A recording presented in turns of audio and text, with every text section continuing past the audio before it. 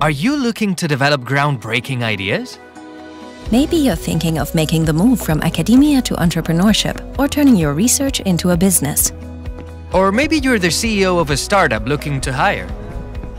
How about working with our team to organize your own workshop or webinar? Whatever your thing is, we guarantee you'll find like-minded members in our network of innovators. Our community connects every corner of Europe and beyond, creating a global wealth of expertise and ideas. You'll also get discounted access to conferences and training, career development and mentoring. The Innovators Community team is here for you, so don't be shy. Let's shape the future of healthcare together. So sign up and build your profile now.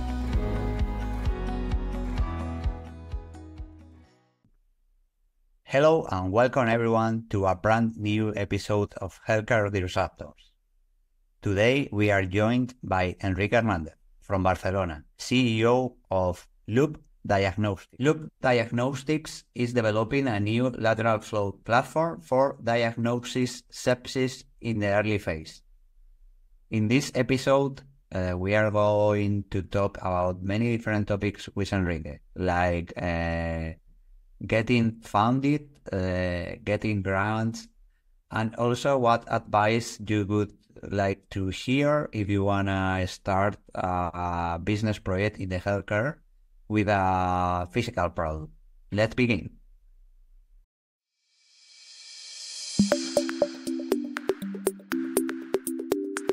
Are you an entrepreneur looking to disrupt the healthcare industry? Do you want to stay on top of the latest innovations and trends in the world of health and wellness? My name is Gonzalo, and I welcome you to this brand new podcast titled Healthcare Disruptors, that explores the intersection of entrepreneurship and healthcare. In this series, we will be talking with entrepreneurs, experts, and CEOs who are revolutionizing the healthcare sector through cutting-edge technologies, products, digital services, and much more. Healthcare Disruptors is brought to you by the EIT Health Innovators Community, a network of professionals who are passionate about revolutionizing the healthcare industry. Join the community today. Welcome to the chapter, Enrique, and happy to have you here.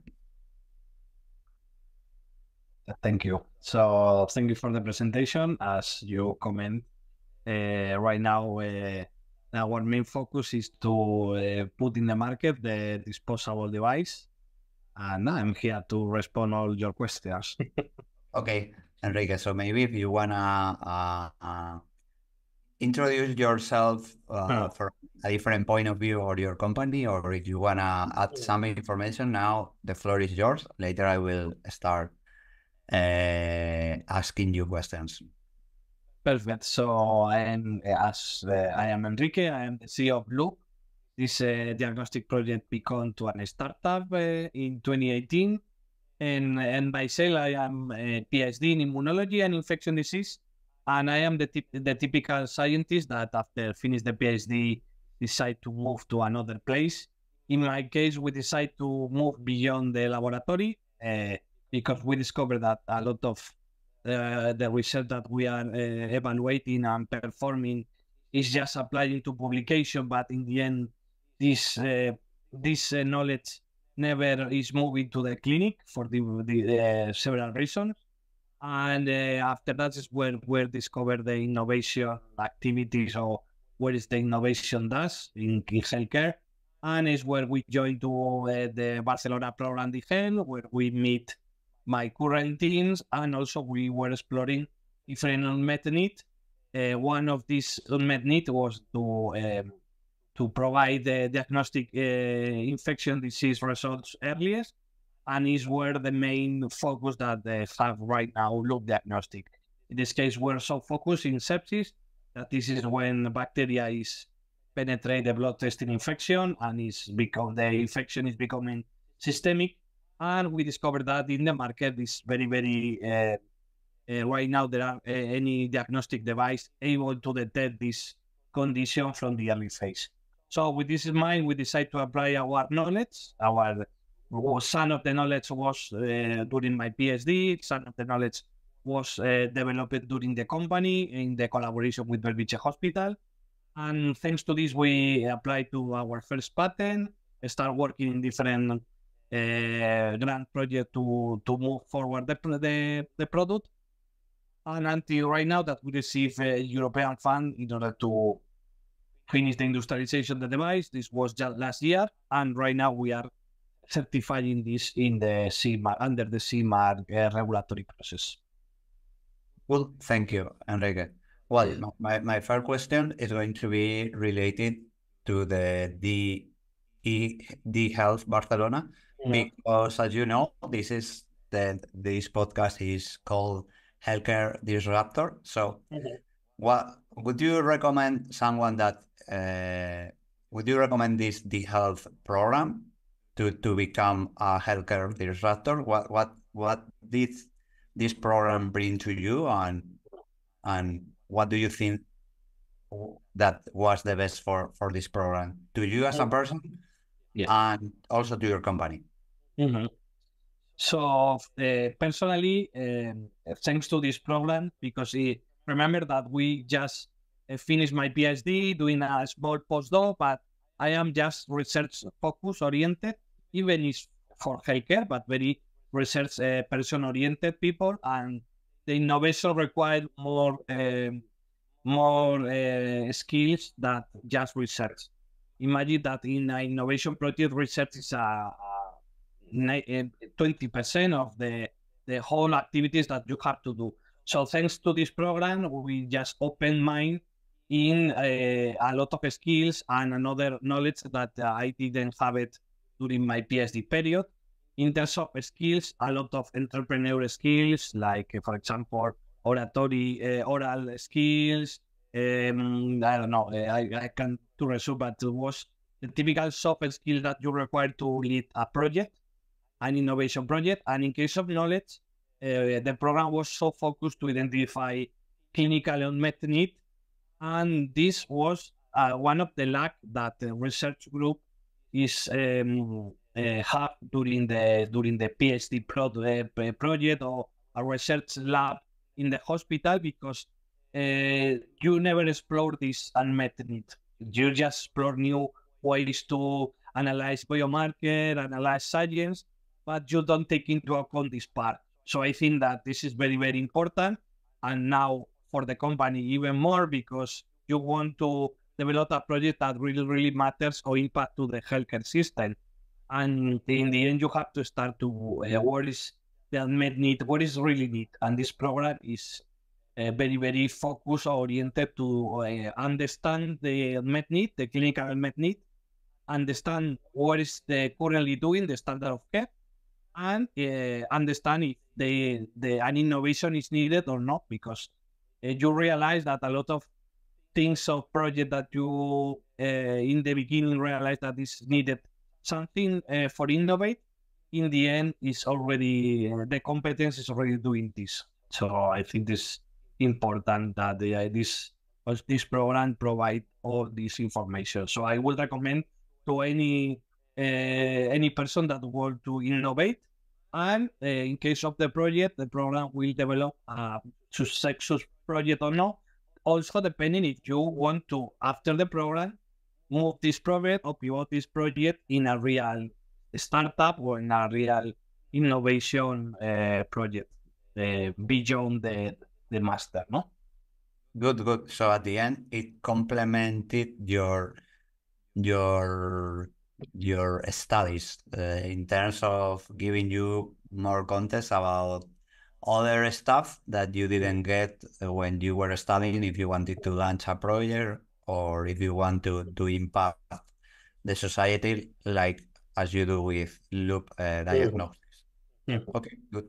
And also in your company, in your LinkedIn profile, you said that you would like to be available commercially in 2023, but the thing is that you are now working on the CE mark. So when do you think that Loop Diagnostics could be available commercially? And where did you start? Because at the end we can share with the audience how difficult could be like getting the CE mark or even being a product available commercially? If you can share it, if not, we can also do it. Yeah, so yeah, this is important to note that last year we finished the industrialization product of our product. So this means that right now we have, let me check, but we have 10,000 tests really in industrial phase ready to sell. So we can sell this device for research use, but not for clinical use. The only difference is that to obtain the certification. The company received last year the ISO for the medical device company to be a medical device company under quality management system. We have the product already for selling in research for research. Also, we are doing several clinical trials with the product, so this is not a problem. However, in order to sell this product as for hospital, like a clinic, as a vitro diagnostic test, we require this certification. In fact, in Europe, the certification will take 1 year because they have a lot of delays because the new regulatory delays in the notified body are the companies that certify this product in Europe, and they have a lot of delays because all companies are doing there are few notified bodies, and there are a lot of companies that want to certify the product with the new regulatory. However, our strategy initially during this 1 year of waiting for the notified body response, we will move to UK. In this case, UK, because Brexit is have the old regulatory in which our product can be auto-certificate. This means that during initial this year, next month, we will obtain the certification to start selling in UK. So this will be our first market access entering UK. Will be not easy because UK initially adopt technologies with the CE mark, even with they have their own regulatory pathway, but we will start the market access in UK during this year. Europe will revise their review of our technical file documentation. No, so yeah, I think usually this in years ago this technical recommendation revision will take just 2 months, but now with all this delay of notified body with the new regulation, they have some estimation of 1 year. So this could be a big problem because the financial initially that we provide was to start selling at the end of past year and in the beginning of this year. So yeah, so we are working right now in this. Good to hear that. So many things to take into account if you want to launch an innovation in the healthcare and you want to sell like a physical product. That is what you do. And also because you need an ISO certification, and I wanted to ask you how this medical device ISO certification, how difficult is getting it? I mean, in terms of money and in terms of time or people, if you wanna share with the audience. Yes. So with the in fact did a questionnaire from Europe because they asked this question: what happened with the new regulatory in terms of innovation? And we did internally an estimation, the cost, the overcost that not just 1 year of delay, also the overcost that this new regulatory requirement required for a startup like us, that was almost more than $500,000 in terms of clinical trial development, analytical performance, that all these things you in the previous regulatory you will have to do it. But now with all this delay, also we after 1 year of this review process, we are not sure if the documentation that we are providing, that we believe that is the best in terms of clinical trial performance, analytical performance, and all the steps that the companies already have. Even we don't know if the notified body will approve or I ask for more clinical data or for more things. However, they have like interesting things here that after 1 year, LoopDx are currently doing more clinical trial in different hospitals, proposing different market entry, like for example, not even emergency, also ICU status, also a specific a problem of colon surgery patient. So after this 1 year that we cannot move in the notified body in the regulatory because they are reviewing our file, we will have 1 year of more data that have to also review in case that they apply for more data. No? So I think this delay is blocking all the innovation. In fact, other startup that I in the same field of diagnostic are tell me that they are moving directly to the US market, to the regulatory of US because Europe is impossible. So I think this is important because Europe is blocking the innovation right now with this new regulatory. I think they have to have the regulatory, I don't know, some facilities for a startup that will increase the or reduce the time in reviewing, no? Because 1 year for a startup will meaning the death of the startup.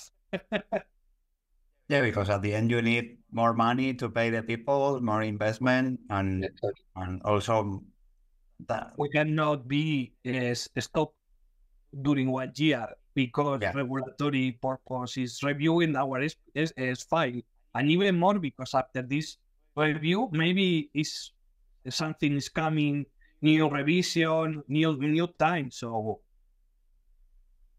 this is the current status of regulation for in vitro diagnostic in Europe. So at the end we are looking for alternative that UK, and also we are also exploring moving the test for animals.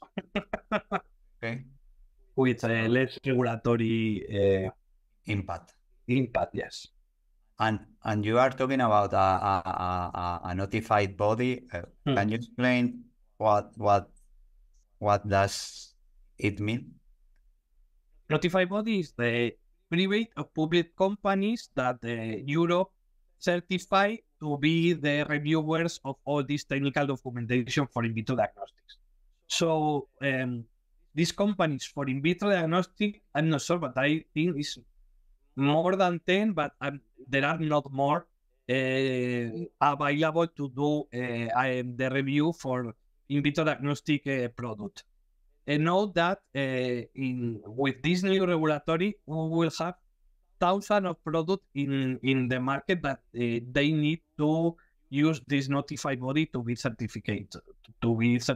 No, according to the previous regulatory, that the majority of this device was auto-certification. Auto-certification means that you don't have to pass this notified body review, but you have to have all the documentation, all the evidence in place, no? But you can move to the market without this approval of the notified body. So this was now not possible with the new regulation. Okay, understood. Thank you. Because the thing is that, I mean, we've been talking about in the previous week to set up the meeting, and you were telling us that nowadays you are working on these clinical studies. So can you tell us how difficult is making these clinical studies happen, and how this affect to the regulation, certification, and everything that you are explaining about this physical product, please? Yeah, so for example, as we have to finish our clinical trial before to submit of the documentation for the notified body. This means that we will notified body will take more than 1 year to review this documentation, but for us, we have to stop the evidence that we can provide to notified body 1 year later. So this means that in the end, we are providing documentation that can be improved during this year of more clinical trial. No? So that's why this for us it's not sense that, because initially we believe that we can apply to certification, and during this 1 year of reviewing we can submit online or more in vivo this final clinical trial in order to have more time for the startup to finish the clinical trial at the same time that the notified body is reviewing our documentation. But for a product like us that is near patient testing, in the beginning we think that this is possible, but in the end the people from notified bodies say no. So this was a significant delay for us to submit all the documentation on time, because the trials always take, the clinical trials have delays for different reasons. In this case for us was the stopping from technician, lab technician and nurse in here in Barcelona. This affect the recruitment of our patient, for example. So yeah. Okay, so what? I answered your question. Yeah, I think so. I think that maybe the audience can have an idea of what they have to do if they want to launch a physical product. But what you mean clinical trials is the same as clinical studies, right? Yes. Okay, so and we are talking about money and time and funding of your company. So I want to have like two questions in one, because you are now in a round A based on the information I collect from while I search for your company. And also, if you can tell us the status and why do you need that money? I mean, in terms of share it with the audience if they want to do something like you do. And if nowadays your company, Loop Diagnostics, is sustainable. So yeah, so in terms of money, I think it's dependent of the project. It's very difficult to also we provide you a right number, because initially Loop start with public money from the hospital in order to start doing the first development of the strips.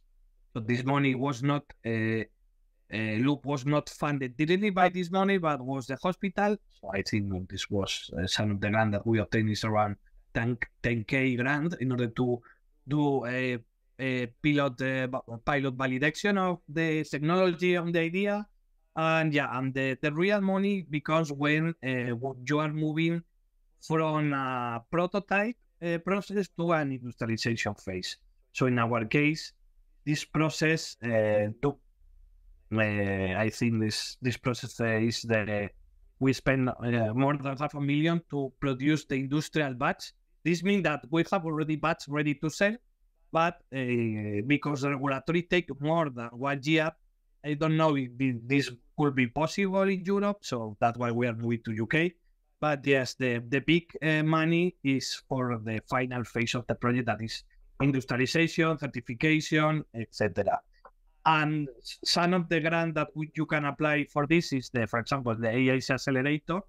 I think is the only grant that could cover this part of development, because usually grants cover the research phase, but not this final phase. And the alternative is private investment that also is required for this grant.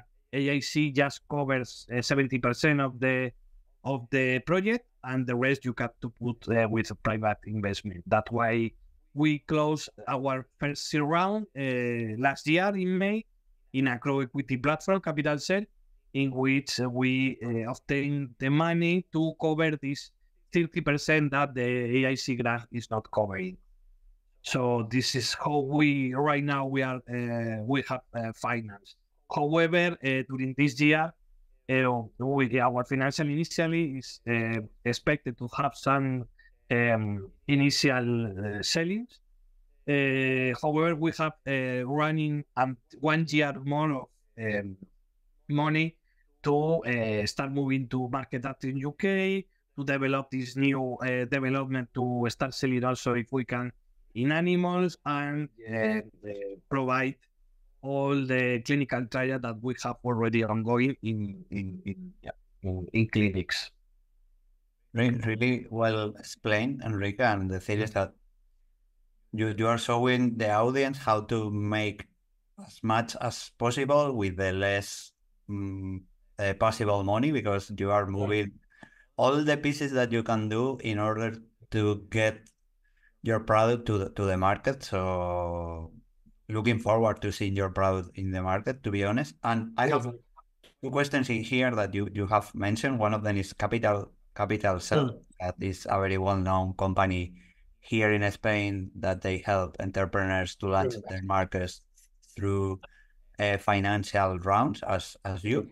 And the other one is related with the grants, because I've seen that you got the CDTI Innovation Next Generation EU grant. So, I mean, what advice would you give to the audience or to the ones like you that they want to launch something like you do, in order to get a grant or to get in finance in the capital cells?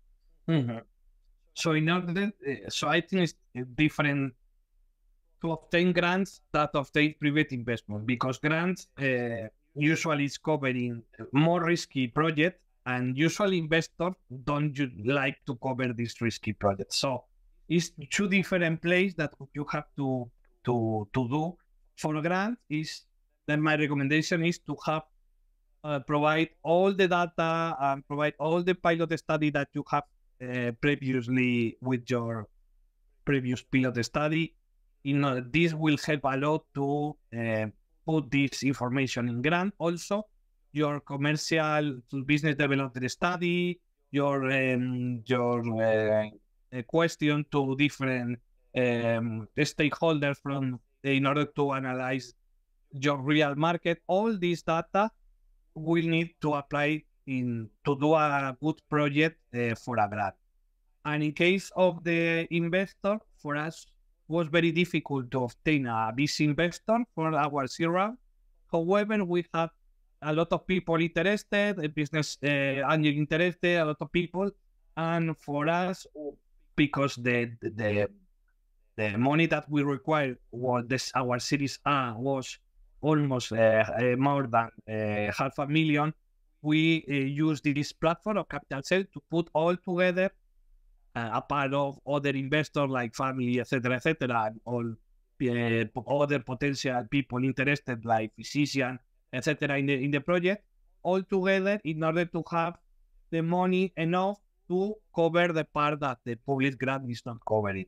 So in the end, this private investment was a part of an investment of a big project that covering also with public grant of almost 3 million of Europe. So this was the necessary step to finish the industrialization and the clinical trials in order to obtain, in order to do a good submission to the notified body with the all regulatory evidence that we have already in the company in order to obtain the submission that we require to sell the product in the market.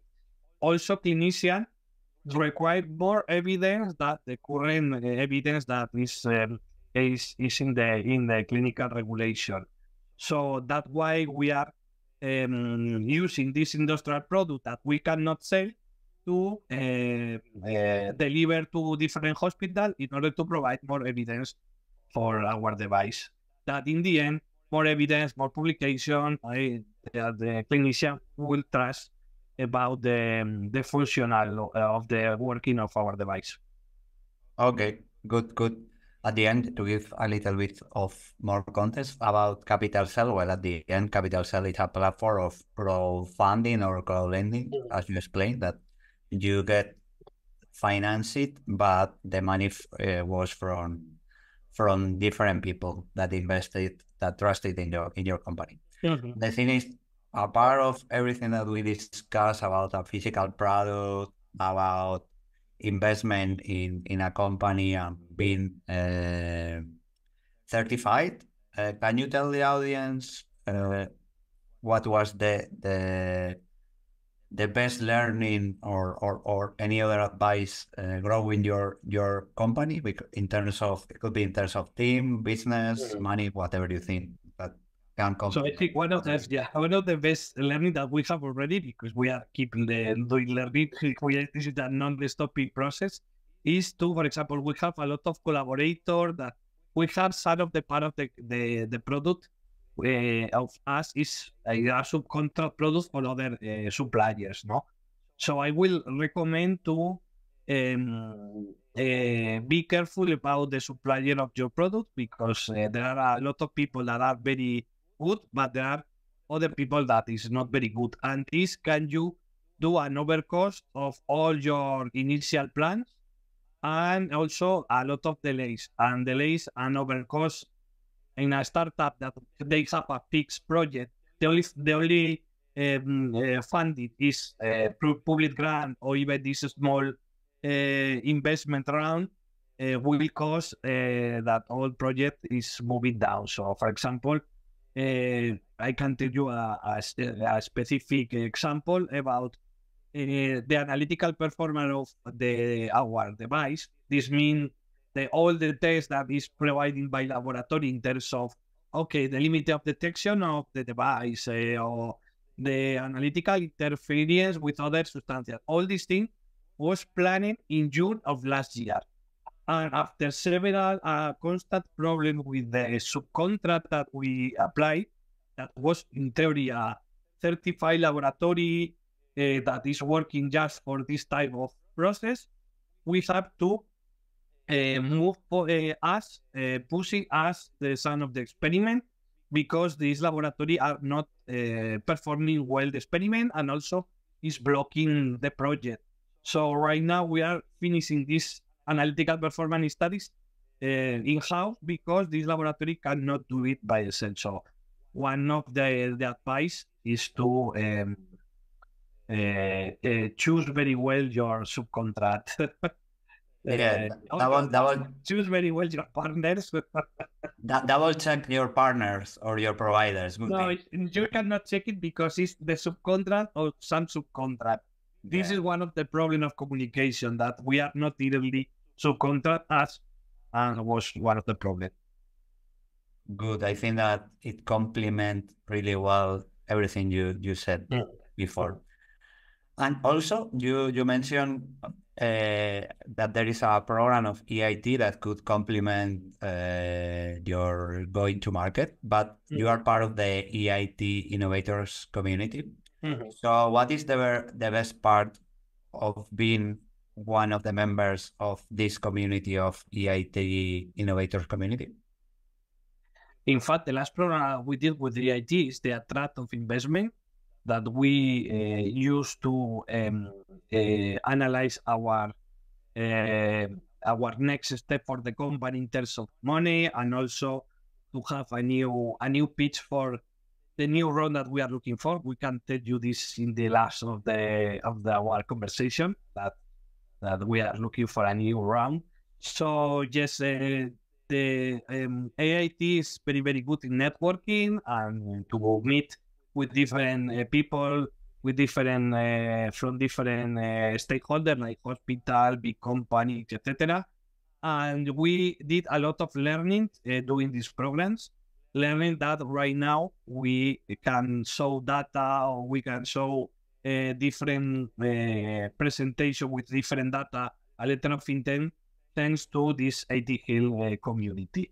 And also we one of the two of the team members in Loop was also was a PR thanks to this EIT Health community. So also to meet join people to the company is a good opportunity doing this using the EIT Health network community of innovators. Good. And what before, because we are running out of time, and I would like to ask you, I mean, more a general question of your life, because at the end, as I said previously, this is the healthcare disruptor. So And you have been living in different countries like Italy, Yes. Spain, United States. So what did living abroad give you as a person, as a professional, and also if it influenced you to be a disruptor, and to you what mean a disruptor? You can wrap it up everything. Maybe later we will go to the next section. So you are asking if living in different places affect in a way to be an innovator, or Yeah, if it could be one of the things that made you a disruptor. so I think the be in different place for sure open your mind about that to understand that the things that you are used to do are not the same in different countries. So this will open for sure the your mind. Also, yeah, to meet other people from other cultures is I think you increase your soft skill abilities. However, in my case, be an innovator disruptor was realized when I finished my PhD that my research, this could be like sound very weird, but the impact that the research that we did, we hope to be more in clinics, and in the end was a paper, and that's all. For me, this was a little shocking because I realized about, okay, so if something is missing, not just research is the only need that you need for apply this to real world evidence or real world clinics, hospital. That's why we decide to explore a little bit what is lacking beyond research, scientific research, and is where I realized that a lot of things is lacking, not just regulatory, business model, the clinical unmet need that was in the beginning from research. This was like, okay, this is clear that this is an unmet need, but no, you are not sure until you are moving to real world evidence, real world hospital, and you can see if it's a real need or not, or if there are competitors or not, because you in the beginning believe, no, there are no competition here. But in the end, you have to explore why it's not competition, or even you are to look more places to really see if you could be competitor or other things. So in my case was this shocking event after my PhD research. Good. At the end, it's a little bit of mixing everything, your experiences abroad, and going to test the things as soon as possible. Otherwise, maybe in theoretically there is something that it says that it is going to be like this, but maybe you go to the market and it's different. So good. Yeah. And now, going out from the questions, now it's time to do like the takeaways or opening questions. That first of all, I would like to tell that you tell the audience the things that you would like to tell to you when you were younger. Okay. I will say that, for example, one of the things is a lot of people is thinking that, okay, I will do a small project because you believe that it's more realistic. There are a lot of people to think about life project or even innovation project. But in the end, you realize that a small project or big project will take more or less the same time and even the same cost to do it. So I tell to people to dream higher, to drink for big project, because you will realize in the end that a big project or small project will take same time and same cost, and also to take in mind that one project, innovation project, the minimum time that you have to spend to explore if the project is working or not is like 5 years. It's like a PhD in innovation, 5 years, because I see a lot of people that also digital people that say, no, in 1 year, no, this is not working. You will take time, pivot the project during all this year in order to mature the project. So also this advice, also to realize that you will need 5 years of your life to move the project forward. Good. I mean, you inspire people. I mean, you during all the talk, you have been giving many advices to the audience, and even to the younger of yourself. But always our last question is, what is the advice that you would give to someone that wanted to become a disruptor? I don't know, you have provided many in terms of mind, business, regulatory. So if you think that you have something left to share, it's time that you would like to give to the audience. And after this last question, we would like to hear you, to give you an open space to talk about whatever your current status of the company, how you see yourself in 10 years, whatever you need right now when the episode is going to be published. The floor is yours. Thank you.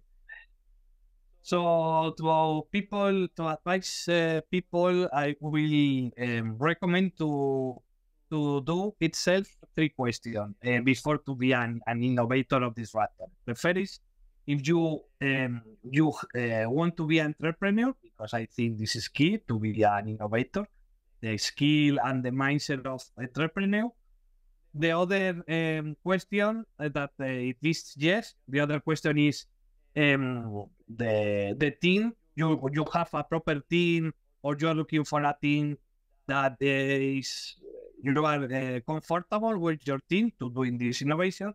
And if it's yes, I will advise the last question that is also potentially pivot, is if the project is you are in love of your project or not. So I think with these 3 questions, the innovator can provide or can pivot about this. But the more important question is the first one: if she's entrepreneur or not. If it's not, I will take it the advice to not enter in this world, because it's a crazy world. One is a short guide to everyone to want to become a disruptor, with 3 straight questions. Maybe we should add it in our description of the podcast episode. Okay. And now please share with the audience or with whoever that could potentially listen to this episode whatever you would like to share. I mean, take your time, or whatever you would like to share now. Perfect. Is the time I will do a little resume about a little short review about the Loop. So as comment you, Loop, the project that we are right now close to the market is called Sepsis. It's a diagnostic test able to identify blood-tested infection. That is the main reason of develop sepsis in 10 times faster and 3 times more effective than the current diagnostic techniques.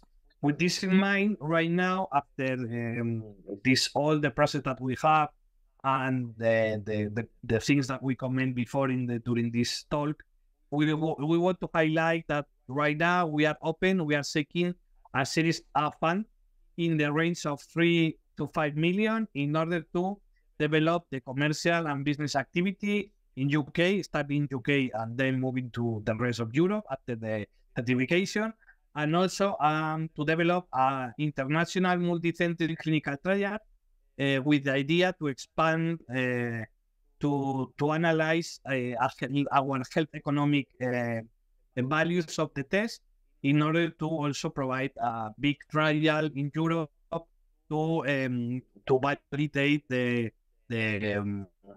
our diagnostic test, and this will have a lot the commercialization status for the company. So yeah, And where do the people can find you? In LinkedIn, you can find LinkedIn on in the web, in Loop web, you can find LoopDx.com is the web that you can find.